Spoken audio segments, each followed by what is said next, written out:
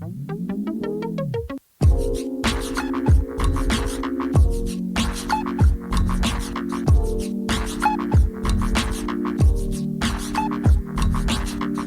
yeah, as much as I grew up here in the city, I also grew up in the mountains, I would say, and on the water here. My parents came to California as outdoors people in the late 60s, and there was a whole wave of those people.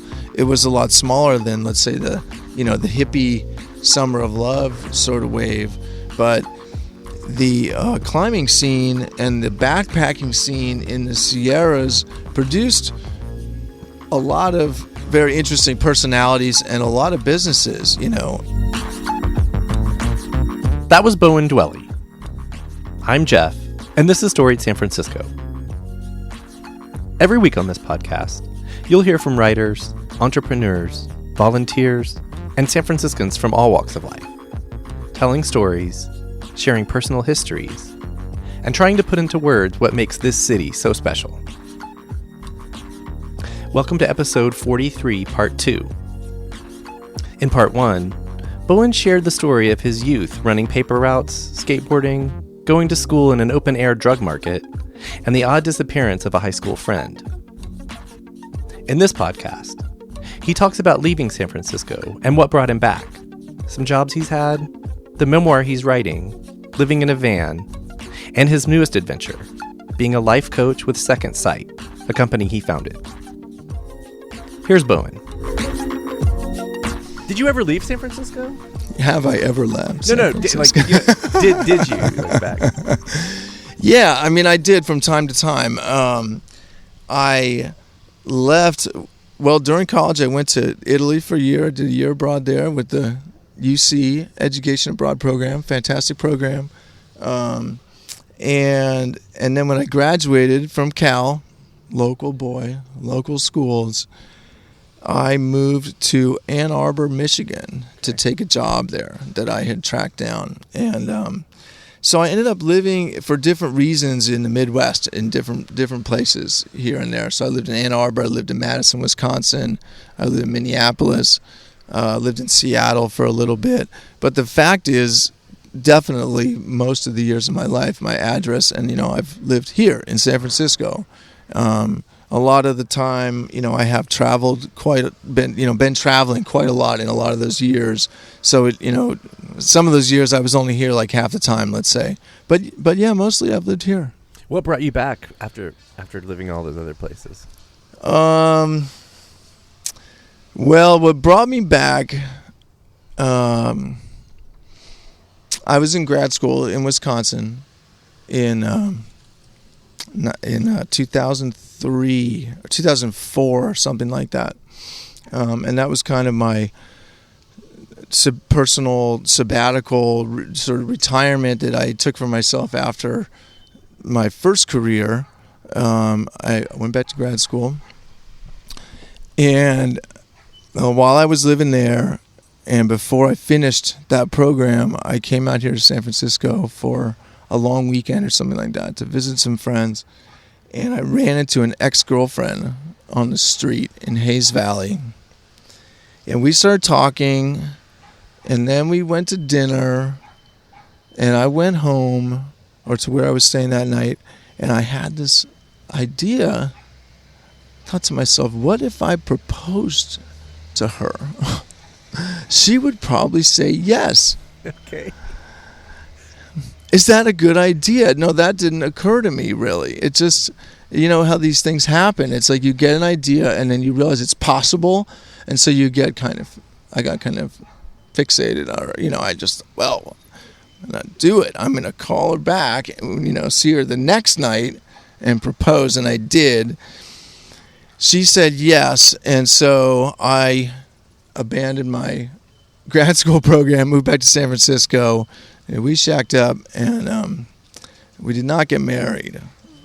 And it didn't really go very well. It was a mistake. It was a straight-up error.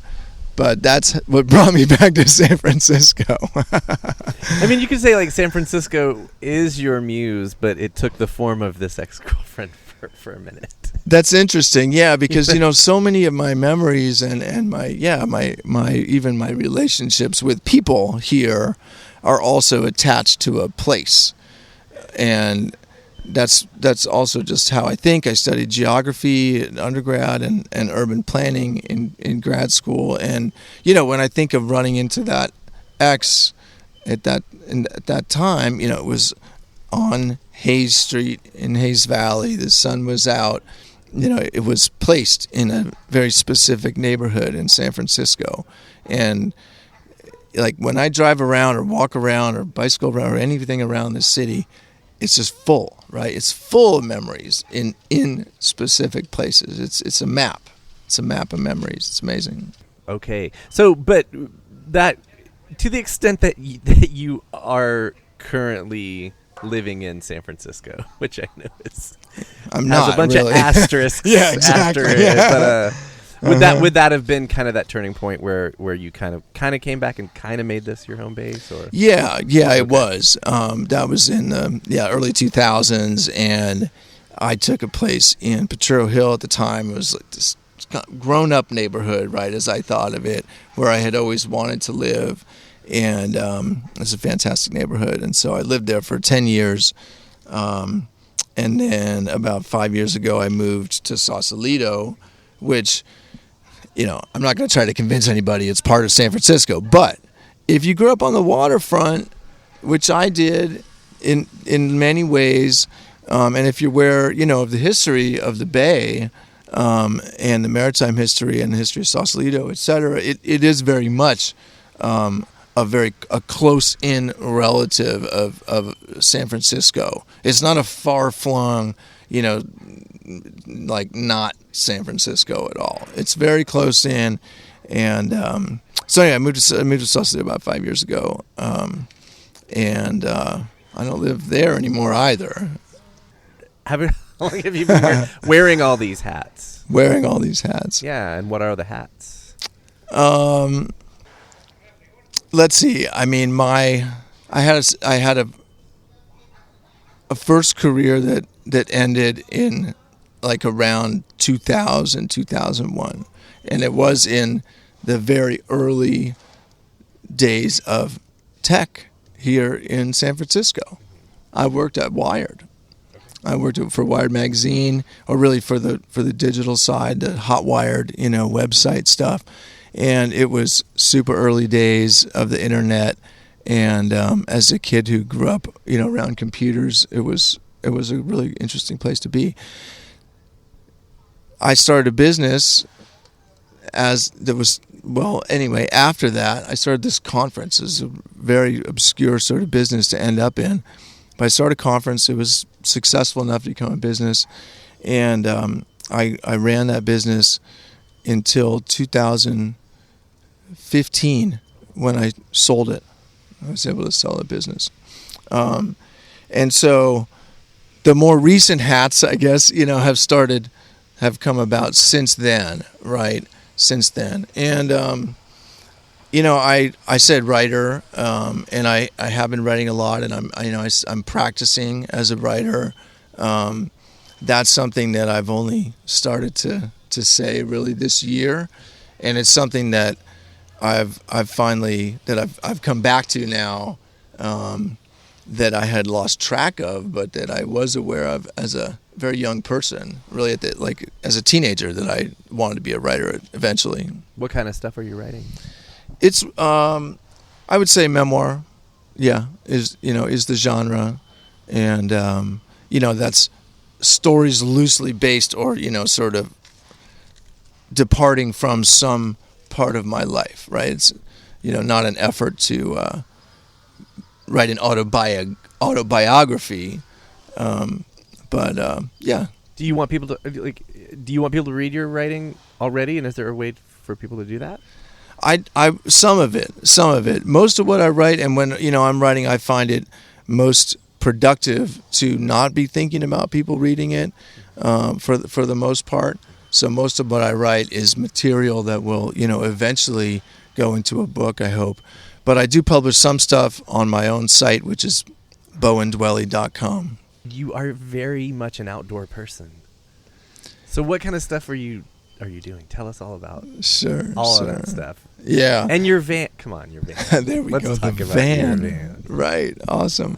Well, yeah, as much as I grew up here in the city, I also grew up in the mountains, I would say, and on the water here. My parents came to California as outdoors people in the late 60s. And there was a whole wave of those people. It was a lot smaller than, let's say, the hippie summer of love sort of wave.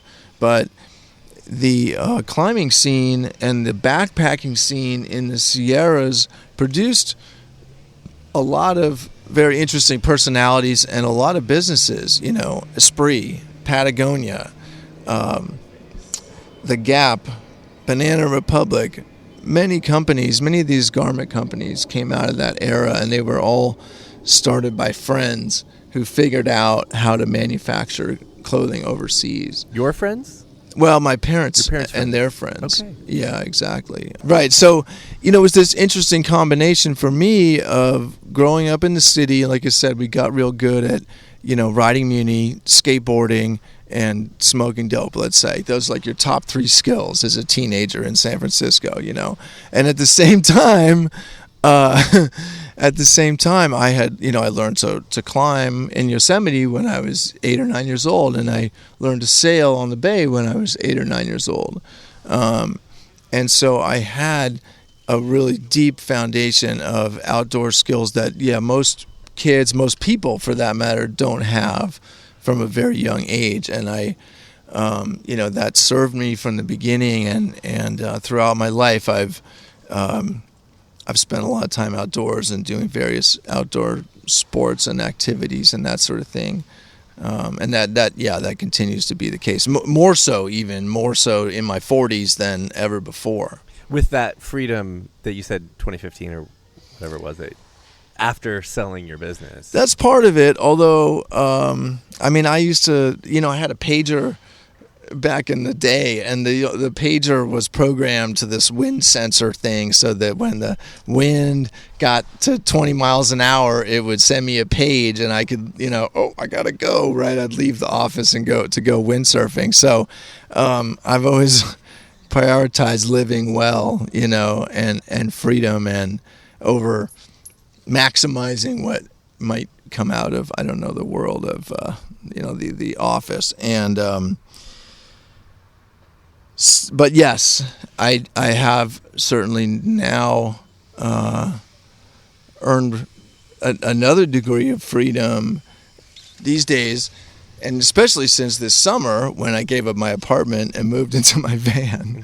Especially since then, now I really have the freedom to go anywhere and to stay anywhere. And here's an interesting thing that a lot of people don't think about when they maybe think about, the van life or going mobile or home free, as some of us call it, is that, you don't always have to be on the move, right? You have the freedom to go, but you also have the freedom to stay wherever you feel like staying.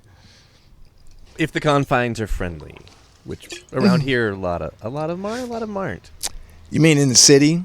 Sure. Yeah, I don't, over the past few months, I haven't really spent much time in cities at all. And when I'm here in town, I'm staying with friends. It's a different thing to sleep in your van in a city than it is out in the wilderness. It just feels different. Not just in terms of the environment, but you feel socially, you feel the perception very acutely, I think, very quickly. If you step out of your van on the street, it's like, I'm that guy that lives in his van, versus like, oh, I'm living the mobile lifestyle. It's very interesting how it depends on the surroundings. What do you love about San Francisco? San Francisco is definitely one of the most physically beautiful cities that I know of, and I've been to many, many in the world, and certainly in the U.S. It's definitely one of the most, or I'd say the most livable city in the United States. The combination of the geography, the weather, although I'm sweating here in this little corner of the Sanchez Street stairs. For me, that's it. It's the physical environment. And I know I hear that a lot, from people that live here or move here. People don't move here for the cultural scene, let's say, first of all. They move here to be on the West Coast, to be in California, of course, for the jobs and the economy. But, just like my parents' generation, they moved here for the environment. That was it. And proximity for them to everything that surrounds us. Yeah, sure, to the mountains and that sort of thing. But I tell you what, really, it's not super close. It's 4 hours. To get to the Sierras is 4 hours to the east. You got to cross the Central Valley. And every time I cross that valley in the summer, I think this is not where I want to be when the zombie apocalypse hits. When that big one cracks all the freeways open and we're all stuck on the 505 or the whatever it is in 106 degree heat, and you're just not going anywhere for who knows how long. That's not where you want to be. Definitely freaks me out. So it makes it a little bit hard to come and go from San Francisco for me.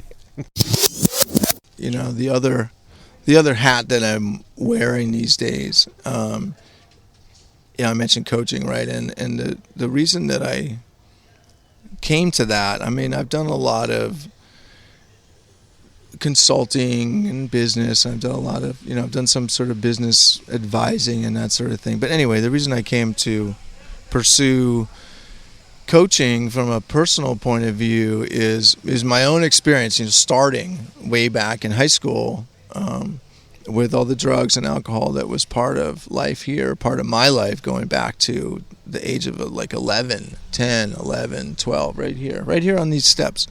And that has been part of my life really throughout my life. And just how it took me so long to realize the impact that had on me, the real impact that it had and that it was still having as an adult.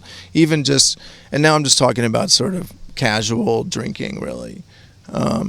And so at some point I decided to stop drinking and, just for my own health, really. And not because I was drinking too much, not because I wasn't really drinking very much at that point, but because I had gradually become more and more aware both of how much it had affected me as a younger person, but also how much it was still affecting me as an adult and how much it had contributed to a lifetime of depression and anxiety and a lot of doubt, and a lot of energy really that could have been spent, probably better spent, right?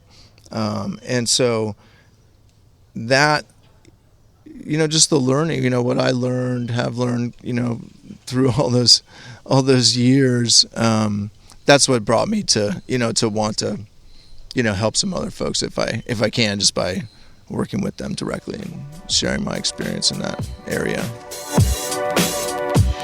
That was Bowen Dwelle. Join us next week when we'll hear from musician and recent high school grad Ava Lynch. Music for the podcast is by Otis McDonald. Film photography is by Michelle Kilfeather. You can find all our episodes on our website, storiedsf.com. While you're there, please help support what we do by going to our store page and choosing from several different pledge levels. You can follow us on Facebook, Twitter, and Instagram, or subscribe wherever you listen to podcasts. We're on YouTube now, so please subscribe there as well. If you listen on Apple Podcasts, please do us a favor and rate and review the show. And if you have any feedback or have potential guests for us, our email is storiedsf@gmail.com. Thanks for listening.